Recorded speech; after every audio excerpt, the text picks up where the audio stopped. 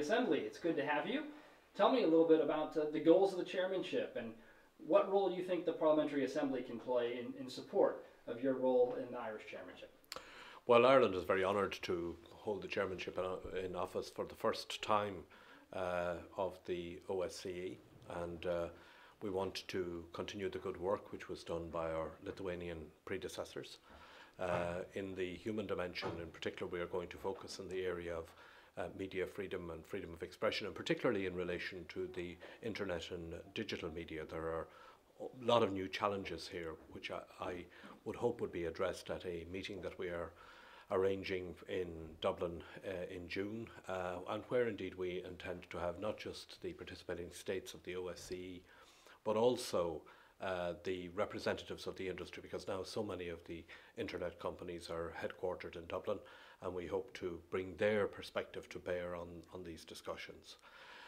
In the environmental and economic dimension, we're going to concentrate on the area of good governance, and again Ireland has some experience here of dealing with areas like corruption, and we've established a Criminal Assets Bureau which seizes the proceeds of crime in this area, and I think that experience will probably be helpful to other participating states. And in the political military dimension, we're obviously going to focus on the protracted conflicts and how we can work to help get resolutions and to move ahead with the talks for resolution of these conflicts. In April, we will be convening a meeting drawing on the experience of the Northern Ireland peace process. This isn't being done in some kind of a didactic way because, of course, every conflict is different. But we will hope that the states involved and the participants of the conflict will be able to learn something of the way in which the Northern Ireland peace process was put together and the way in which it is being managed and progressed. Excellent.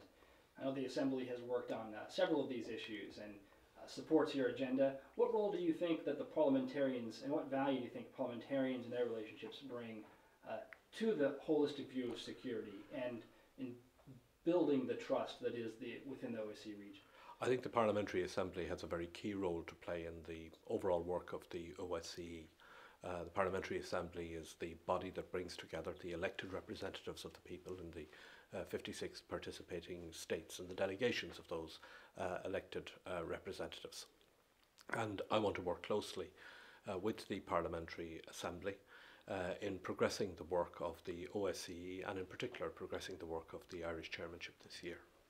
Excellent. And regarding Northern Ireland, this is such an important element that you bring when you talk about security within the OSCE. What lessons do you think will come out from this April conference that other regions of the OSCE that are dealing with conflicts could learn from? Well, I think the big thing that we learned in the putting together of the Northern Ireland peace process was the necessity for patience and persistence. You never give up.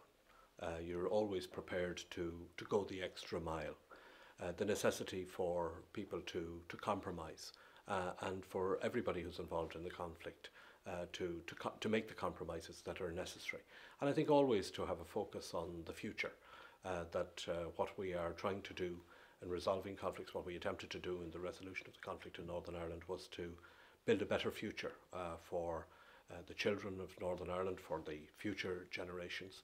We succeeded in doing that, and we succeeded in doing that because those who were involved in the peace process discussions showed patience, persistence, and a willingness to listen to the other side and a willingness to respect the point of view of the other side. Good lessons for us all. Thanks so much, and thanks for being here, Minister. Thank you.